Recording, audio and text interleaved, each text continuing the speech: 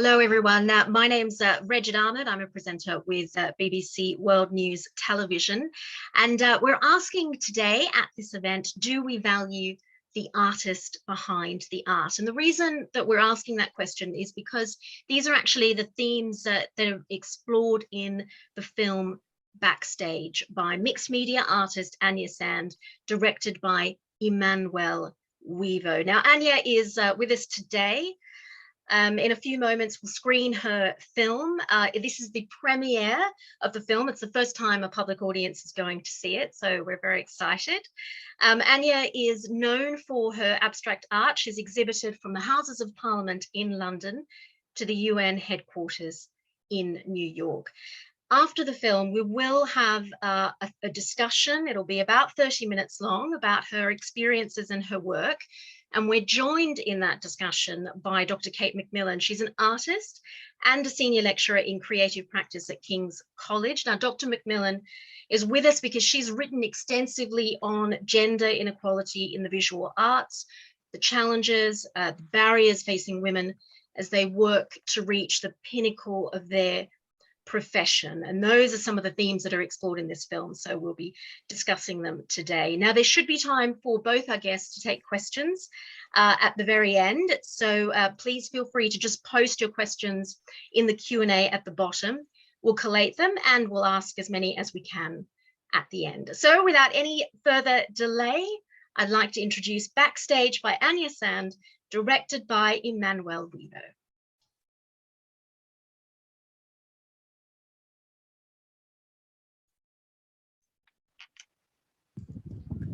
Apologies, are there issues with the sound? Yeah. Okay. Yes, sadly, we can't actually hear it.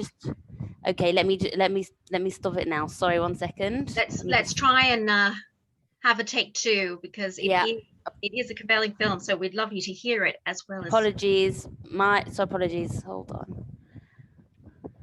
The joys of Zoom. I know. But at least we didn't have to rent a theatre. I know. Oh, 1 second, there's been an issue here. Hold Let's on. just, I think if we just give a little bit of time to try and sort out that technical issue, and we can re-screen the film. Maybe if we have a little chat with our panelists, with Annya Sand and Kate, and then as soon as that issue has been sorted out, we can screen the film and then we can actually talk about the substance of the film. But Annya, I'm just wondering about how you went about making this film. I mean, was it a very small team? Was it just you and your director and you had to conceptualize it, or how did it actually come about? It was a collaboration with Emmanuel Wevo, who I would like to thank for his vision and for helping me to make this film into an art piece. And also I have to thank Mona Sahlabadi for coordinating everything and acting as a glue, actually, to making this film. So initially, I wanted to create a film about how art is made, a sort of backstage of the process and recorded.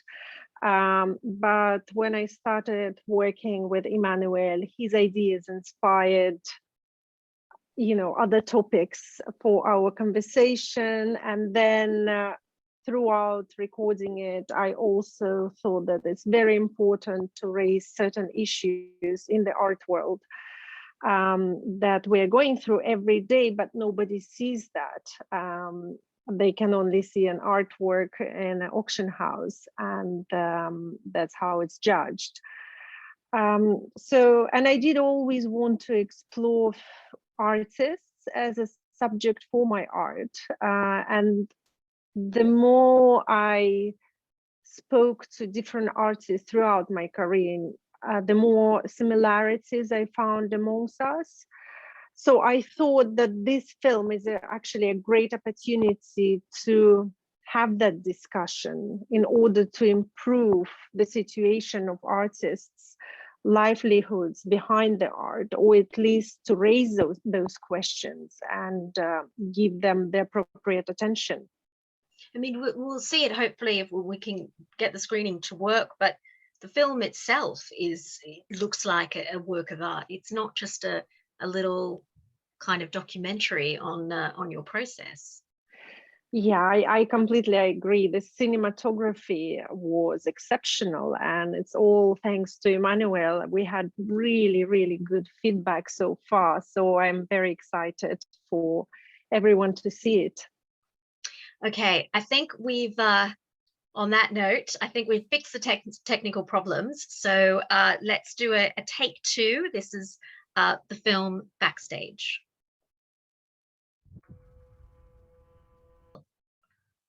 That was lovely. That was Backstage. It's a film by Annya Sand, directed by Emmanuel Wevo. Anya, I want to start the discussion with you. It is an evocative, nuanced film. Just before we had that screening, you talked a little bit about what went into making it. But I just wonder, I mean, we already get a sense of your body of work, and it is broad. You've exhibited internationally. So why make a film like this? Well, it's also me trying another medium for my art, experimenting with it, although I do not really like this word experimenting, because I feel that somehow it undermines the work. But also there's so many things, as I said in the film, that I cannot express verbally when I get to talk about my work, but I express it visually. However, in this particular film, I wanted to address things verbally, combining with visual effects, and have that impact, sort of, to make it heavier, if it makes sense. You do talk a bit about how you approach your art, and I should say, my backing is one of the paintings that you saw in the film. This is Waterfall. This is one of my favorites. But I was really struck by one of the lines from the film, when you said that you're alone with the canvas. That's how you describe abstract art to you. I mean, there's a real sense in the film of a struggle to break through as an artist as well. I mean, is it a very lonely process for you? It is a lonely process. I think for artists in general, sort of that sense of loneliness and lockdown in a way is very normal. We have to, I think, step away from the background noise, right, and concentrate on that work. And it's not going to happen unless you're there with it, and you don't let anything else to distract you. So lonely doesn't necessarily mean bad. Is just part of the process when it comes to creating artworks. I mean, you mentioned the lockdown. We are going to have to talk about the impact of the pandemic in a moment, but you also talk about when you produce something on the canvas. These are your words. You wait for the canvas to direct you, to show you something in return, to show the demons within you. I mean, it's also a mystical process as well in the way that you describe it. It is, yes. And for me, there is a lot of symbolism in any art, and especially when it comes to my artwork. And I do like to play with lines. So it's all very much depends on your internal world and how you feel at that moment, and how you develop the painting, how you follow that line. We will talk a little bit more about your process towards the end, but I want to move on to the nature of being an artist, because a central theme in your film is that struggle.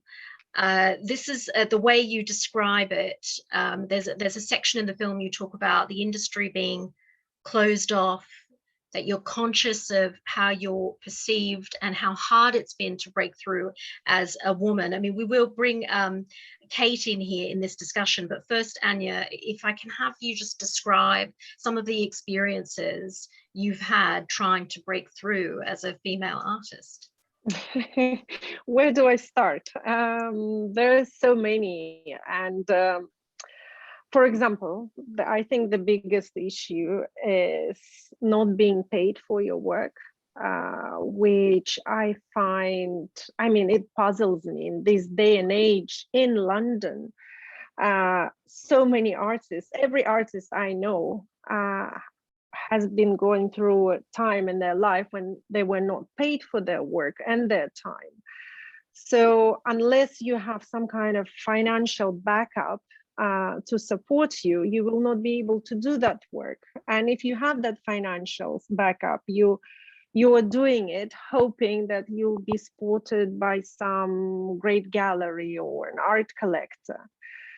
But even though you cannot afford it and you try to do it, you go through those hardships. And you know, but then when you have a family or a child, you can no longer do things like that. So things that you're ready to do to yourself, you cannot do on your children. So again, it sort of, it cuts you off from that race of making it in the art world, right? I mean, some of your experiences have been around being a parent and being judged for the way that you look. Can you just describe some of those experiences so we have a sense of what you've been through? Yes, absolutely. I mean, I have been told on multiple occasions that I cannot have a family if I want to succeed as an artist. I think that having a family doesn't sit well with the image of an authentic artist. In terms of, I have been, when I was pregnant with my son, for example, I had to hide it for as long as it was physically possible in order to still be invited to certain art events, not to be written off as a, you know, upcoming new mother who won't be able to produce any work.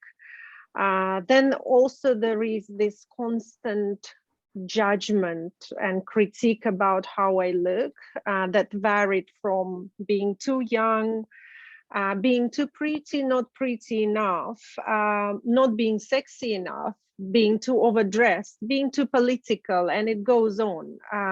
It doesn't stop. So you constantly feel that panic and pressure. Okay, what do I wear? How do I fit in? How, you know, how do you conduct yourself in order to fit into that sort of dress code of being an authentic artist?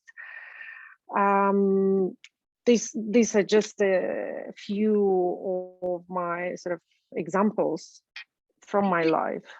Kate, just listening to that, how much of these experiences are unique to what Annya has gone through, and how much of it is a feature of the industry? I think Anya's sort of spot on. I mean, every artist that I interview, that I speak to, that I do research on, talks about very, very similar experiences, I think. And then there's also that sort of added layer of precarity around kind of the freelance nature of being an artist. So in the UK, you can expect to earn on average about £16,000 a year, which is, of course, below the minimum wage. And, you know, and obviously there's people earning a lot more than that, but most people are earning a lot less than that from their practice. So if you don't have that inherited privilege that Anya's talking about, that makes that incredibly difficult. And that seems to marry with the same kind of career stage that people are often choosing to have families. So, you know, you might spend your 20s kind of, you know, going to art school, you know, forging ahead, trying to get all of those contacts and those networks that Anya's talking about. And then you might decide when you're about 30 that you're going to have children, and it sort of unravels all of that work. And I think for most people in the industry, even people that kind of claim to support the cause of equality, the image in people's unconscious mind of an artist is still a white European man. And so you have that obstacle even before you've got children of trying to kind of counteract that bias in people's minds. a few years ago, I undertook a series of interviews with gallery directors in London, and all of them said that for them, the biggest obstacle for women was having children. And one of the directors even suggested that they saw it as a bit of a risk to take on an artist of childbearing age, because they're likely to sort of, run off to the countryside and have children, and that might unnerve collectors, that they might see that as a sort of a flight risk in a way. I mean, do women that don't choose to have children have the same sort of prejudices that hamper their career? Well, it's, I mean, you may have heard that sort of famous quote by Tracy Emin that said that, there are lots of great parent artists out there and they're all men. And it's quite, I mean, she made that very deliberate choice to not have children. And so I think a lot of women do internalize that kind of conservatism in the industry, and feel, as Annya pointed out, that there is a choice to be made between being an artist or being a mother. And it's not the same thing for male artists, that's not in their mind, thinking that is going to affect their career in the same way. So I think all obstacles are intersectional, whether you've come from a non-English speaking background, you're an immigrant, you're you're kind of, you're not cisgender, you're a parent. I think Anya's got an incredible wealth of experience that arguably makes her work complex and interesting and rich. But in fact, it's many of those aspects of Anya's background and personality that equally are kind of challenges or obstacles to success. Is this, though, inherent in the art industry, because art is inherently about perception? Is this the sort of uncomfortable truth about the art, that it's going to be a little more vulnerable to this kind of unconscious bias that you're describing from gallery owners and the way they judge artists? Because in a way, the choices that these people make about the product are emotional, or is that just an excuse? Well, it's emotional, but it's also about investment. So buying art, supporting art is a speculative experience and a speculative process, just like buying stocks or shares or property, or there's an aspect of speculation, of weighing up what the risks are, what the possible return is, and so on. And so if we look at auction records, for example, only 10% of works going to auction are by women, even though 70% of people going to art school are women. So that there is something that happens in that career trajectory where you look at the beginning of a career, which is predominantly by female artists, and then you look at the sort of the other end, the auction records, which typically are dead or near dead artists. And it's predominantly men. So there's something that happens there along that route, and being a parent is a big part of that. But there are also these other things. But I just sort of think that collectors and institutions, they don't, there is a risk there that they perceive, which I think is entirely unfounded, because I think actually, as we can see from Anya's films, a lot of artists work incredibly hard, and that. It is not based in any reality. And in fact, if there were things in support of women, particularly around parenting. Yeah, it's like a vicious circle. If we had more support and not being written off from the art industry completely because you want to have a family, then you wouldn't give up. Like, so many times I felt like, I've had enough of this art world. I'll paint for myself. I'm not getting involved in it anymore. And this is why I can see so many women artists moving into, to the countryside and having a family without having to fight against this wall that doesn't break. How have you been able to keep going, Annya? Because what Kate is describing and what you've described just seems insurmountable. It seems exhausting. It is exhausting, but it's a labor of love. On the other hand, it's something who you are, and you cannot, no matter how much you try, and I did try to kind of stop this, you cannot stop it, because it's what you love doing, and this is who you are, it's in your DNA, and you keep on doing it. And for me, something that when I just had my kid, 2 months later, I had an exhibition, international exhibition, and then I had another exhibition when I should have been enjoying that precious time with a child, just to prove that you're not writing me off. I'm still there. I'm still working. Thank goodness I had the financial backing, and where I could afford to do things, and I could, my husband was very, supportive, and staying at home with our little one. But again, why should I have to do that in this time in my life, when I should be enjoying those moments? We will come to discussing what possible solutions, but I feel like, you mentioned lockdown earlier. I feel like we have to talk about the pandemic and the impact on the pandemic, and we can talk about a lot of the negatives. Gallery spaces closed, but have there been positives in this context? In a sense, has it taken the pressure off with these expectations, and you've been able to focus on your art, even perhaps focus on promoting your art through the website and operating from home in that sense?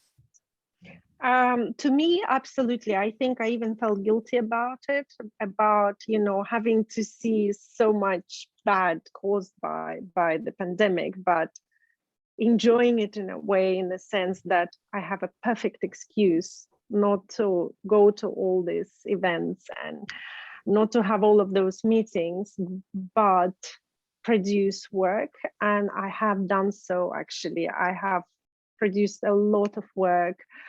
I secured this an exhibition with the smallest gallery in Soho, which was fantastic, and it was a live performance, and it went very well, which kind of led me to opportunities of other live performances in London. So to me, there was a positive, definitely, and also being able to just think and analyze things, and sort of see what's really important, and what do you value, and how do you want to go forward. It was quite a sort of important time in my life. Yeah, when I was I was just going to say, when I was watching your film, Anya, I was really struck by a lot of the things that we were thinking about during lockdown. Was our connection back to nature. It was this sort of slowing down. It was that observation. There was a real sense of what a lot of us did during that time, was kind of revalue, what we were filling our minds and our lives with. And there was a real connection, I think, for me, watching that and thinking about the practice of walking, and the practice of slowing down, and the practice of being in nature, and so on. And I think it's really interesting to think about the different aspects of, or positives and negatives of the pandemic on artists, because of course artists actually, they're quite used to their own company, as you were saying, Anya, aren't they? We're used to being in our studio, we're used to being on our own, and there's something quite regenerative and restorative about that alone time.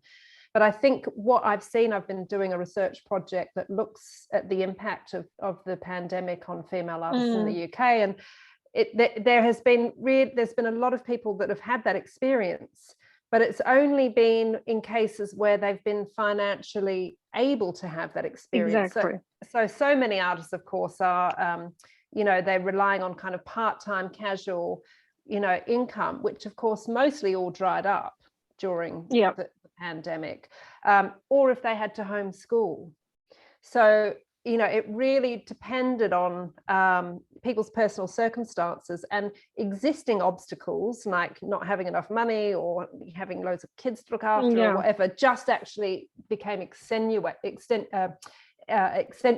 during the pandemic. And so it's really interesting to hear your experience of that. I mean, presumably you were homeschooling as well. Oh yeah. That was a torture, but yeah. Get the kids to get involved in the art, hand them a paintbrush.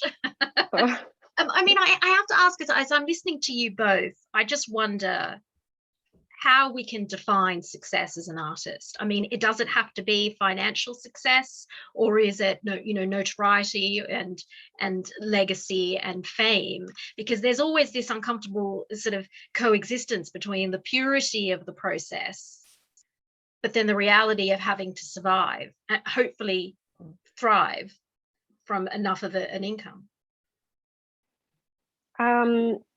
I think it's important to make money on your work, any work that you do, and including art. And we have to get comfortable with paying artists and being paid and talk about it, because it's your work at the end of the day, and it's not just your work. It's sort of, you put your soul into it.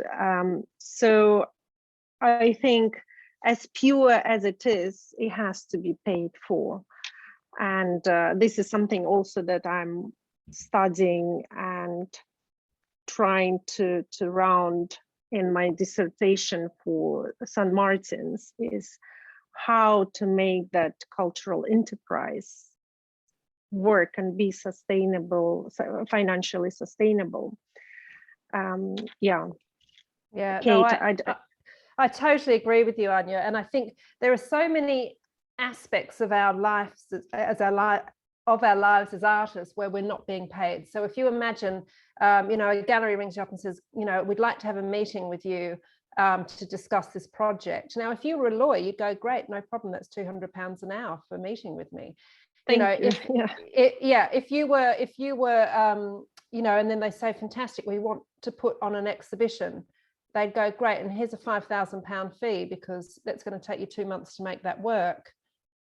That doesn't happen. So often we're producing content for galleries, institutions, full of people on salaries, and we're producing their content for free with the hope that maybe we'll sell something.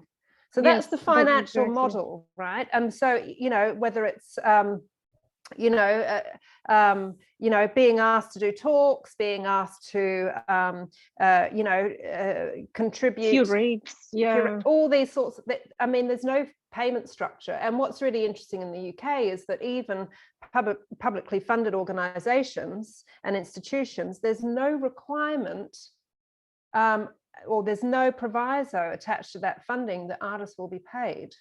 I mean, what you're describing, what you're both describing, sounds like an inherently exploitative industry. Yes, and of course, the only people, well, not the only, but largely the people who that system enables is people who are independently wealthy, particularly in Britain, where the class system is so excruciating in any case. You end up with institutions being full of artists who can afford to be artists. Exactly. Yeah. And so when we think about culture as being representative of society, who is it representing? And that's why it's so important that artists like Annya are sort of push ahead and push through this, because actually, a country like Britain is made up of, incredibly diverse voices with incredibly different experiences. And if we're setting up the system so that only inherently wealthy people can participate in it, then that perspective is very, very limited. I mean, what you're both talking about is very much putting the artist at the center of the art. And in a way, Backstage, the film, was like that. It was very much about Annya, her process. I wonder, though, I was reading one of your papers, Kate, and you talked about a blind competition where the judges of the art knew nothing about the artist, and that delivered parity in awarding sort of the winners, a gender parity consistently. I mean, is that the way forward? Maybe we shouldn't know about the artist. Maybe it should be just judging it on the work themselves. Annya, what do you think about that? Oh, wow, I think it's a great idea for sure. Yeah, and I think we'll be surprised by how many female models artists will be in the lead, because at the moment we don't see that. We don't have an opportunity to judge like that. I also think maybe there is a time for policy changing in some way, but we do have to address it. And I'm even thinking about some social pressure, how to be more inclusive for female artists in London, maybe introducing a week of exhibitions where galleries are pressured to exhibit female artists only. Things that they need to be shaken up. I think living in 2021, we are way over that, history where women had to sit at home and wash the dishes unless they want to. We deserve a chance of competing for that space just as much as men do.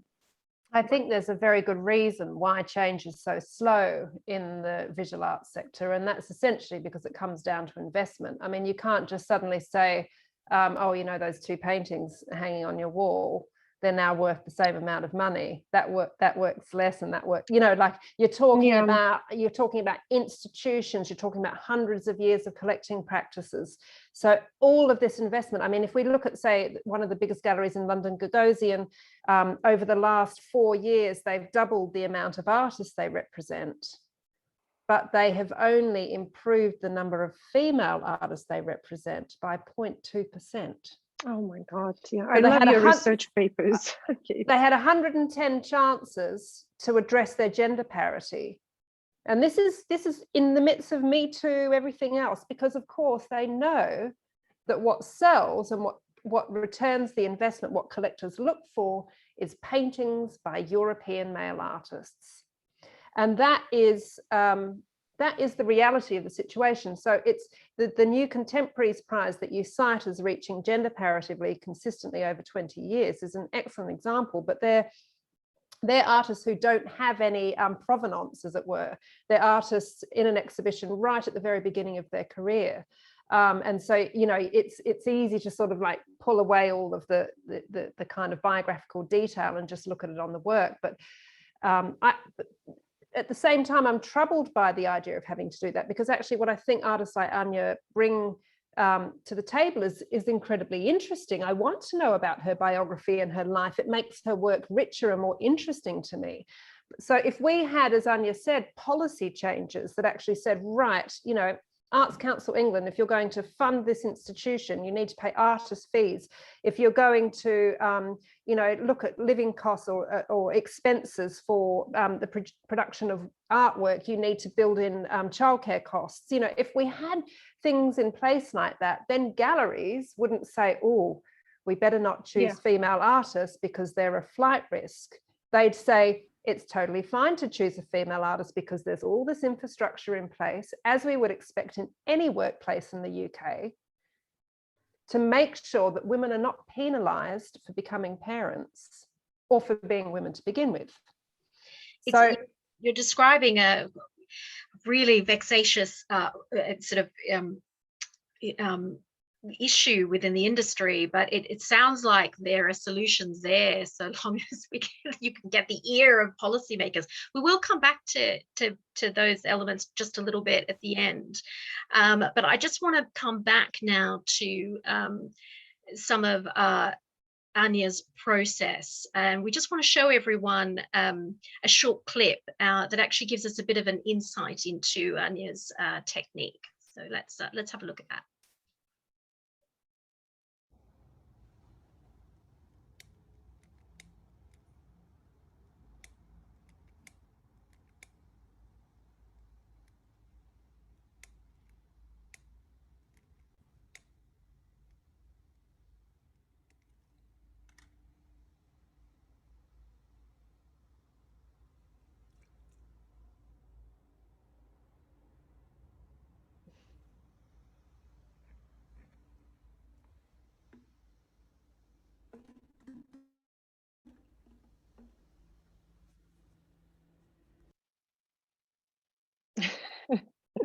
There is something so painstaking when I look at that, and I just imagine you spending hours doing that. Oh yes. have no patience whatsoever. So I am amazed. How did you come up with that technique? Speaking as a layperson myself. Well, that was done in very safe environment outside with a bottle of water, as you can see. To me, it was just all about cracks. As you know, I'm quite fascinated with them, and that was another level of creating a crack that you could see through the light, especially for the film that you just saw. And I think, to me, just the cracks are very symbolic of who we are in general, and as an artist, I find them absolutely intriguing. And as I mentioned in the film, and them I see self-consciousness, fear, hate, empathy, and I try really hard to humanize them in my work, even by setting fire to them. And they express, I think, how political and life in general affect the spirit. And to me, they are almost an expression or external expression of internal dialogues, if that makes any sense. So that was me coming up with another technique of sort of emphasizing the depth of those cracks, and also talking about the, how female aspect plays a big role in my work.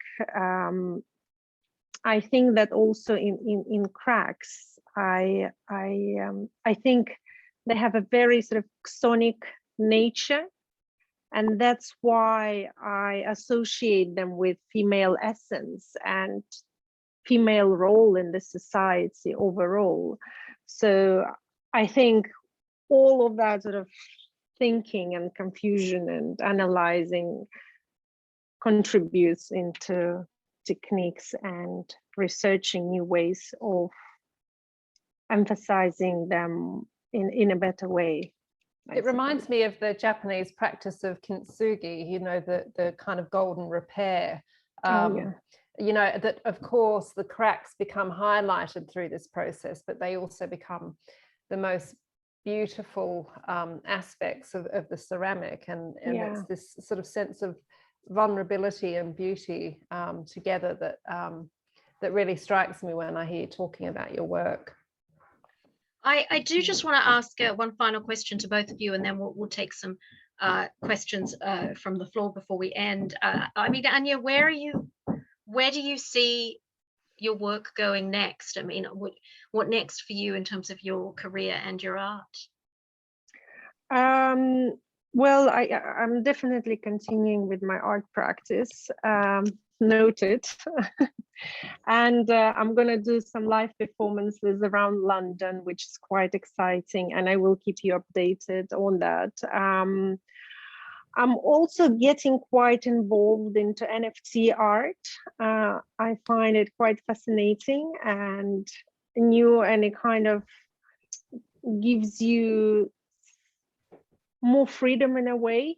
And hopefully I will be able to make some impact or some small positive change towards improving the situation for female artists in London. That you mentioned NFTs, non-fungible tokens. We didn't actually get to that. It's amazing where the time has gone. But Kate, I mean, we're talking about cracks in Anya's art, and to me, cracks can be immovable and unerasable. I mean, is perhaps digital art the way forward for women in terms of changing the industry, because they can have total control and can be identified as the artist or not identified as the artist, and there's money to be made? Yeah, well, I think one of the really interesting projects that's happened, well, it started off here in the UK and has now gone global, is the artist support pledge that's happened during COVID, where it's essentially got rid of the gatekeeper, the gallerist, and artists have been able to sell their work on Instagram directly to audiences for as little as £200 or even less.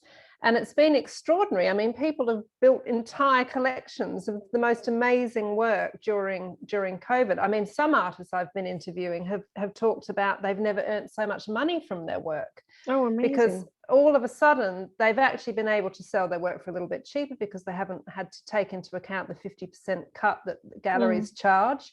And they've been able to reach these really huge audiences. So I think, yeah, the system definitely needs changing up. And I think, you know, social media, digital platforms are, you know, definitely one way to kind of to do that.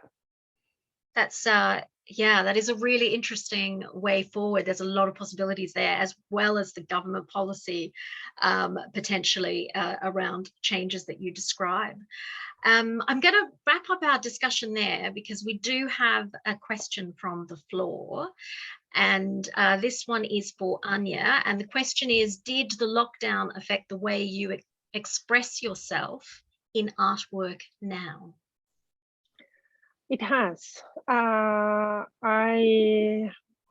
went a lot smaller size-wise because I was painting from home, and I started making those sort of A5 size, almost like panels, that later, if I put them together, it creates this one big composition, I thought. However, they started selling very well, and I'm still trying to create that one wall of composition, but it doesn't happen, I guess, because the size is a lot more convenient for people to buy and put in their homes. So that was an interesting discovery for me, because I do like big canvases and I feel free and I can do whatever I want with them. But being restricted with a small canvas played sort of an interesting role in my artwork and in the process, and it seems to be more popular now than those huge canvases, which is interesting again. That is interesting. I never would have thought that. Yeah. To completely rethink your approach based on just practical realities. Exactly. What about you, Kate? Has anything changed for you? Well, I've had the unenviable task of having to change an entire degree program to online delivery. So that's been occupying a lot of my time this last year. But actually, as a sort of a consequence, a little bit similar to what Annya describes, I've actually been working on a series of large quilts. So I couldn't get to my studio because I was homeschooling. So I brought my studio home to the sort of probably the kitchen table that you can maybe see behind me there. And I turned it into a giant sewing table.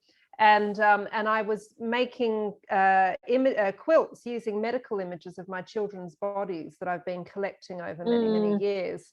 And actually, it was just really lovely to sew. And to think about that kind of lovely maternal lineage of sewing and stitching and making quilts to keep our families warm. And that felt very, very restorative during COVID, actually, when we were all sort of feeling very vulnerable and fragile. And so I was you know, channeling all those amazing women in our history and sitting at home and sewing, which was really, really nice. So now I've got these sort of 6 giant quilts. They're not small like Annya talked about. So God knows how they're going to fit on anyone's wall. You've gone the complete opposite way. I would love to see those. I'm now wondering what I did in lockdown. You're both so productive. What did you do, Rachel? I'm not sure. I worked. I kept going. I just kept doing the same thing. Yeah. But I'm not an artist, so that's my excuse. There isn't this drive and compel. No. But I think creativity has been incredibly healing, even if it's just viewing it and participating it or buying it for people during COVID. And I think there's been a revaluing of like this thing that's so crucial to society that we don't value enough. Yeah, absolutely. Yeah. We're gonna wrap it up because that's all we have time for. I mean, we've been through incredible breadth of issues, but we've done that because those are essentially the themes in your film. Backstage, Annya, a very nuanced film, and it just touches on so many things. And I think we've realized throughout this hour that there's just so much to talk about and just not enough time to talk about it. But I do want to thank the people who are still with us. Thank you so much for joining us. You've been hearing from multimedia artist Annya Sand and artist and senior lecturer at King's College, Dr. Kate McMillan, and you saw the first public screening of the film Backstage, discussing the question, does society value the artist behind the art? Thank you so much, both of you. And I do want to remind everyone, if they do want to see the film again, they can now go to Annya Sand's YouTube channel to have a look. And you can also visit her website, anyasandart.com. You can look at more about her art and her career. And if you want to find out more about Dr. Kate McMillan's artwork and her research, you can go to her King's College London website, and she has her own website as well, katemcmillan.net. I'm Regid Ahmed, and thank you so much, everybody, for being with us today. Thank you.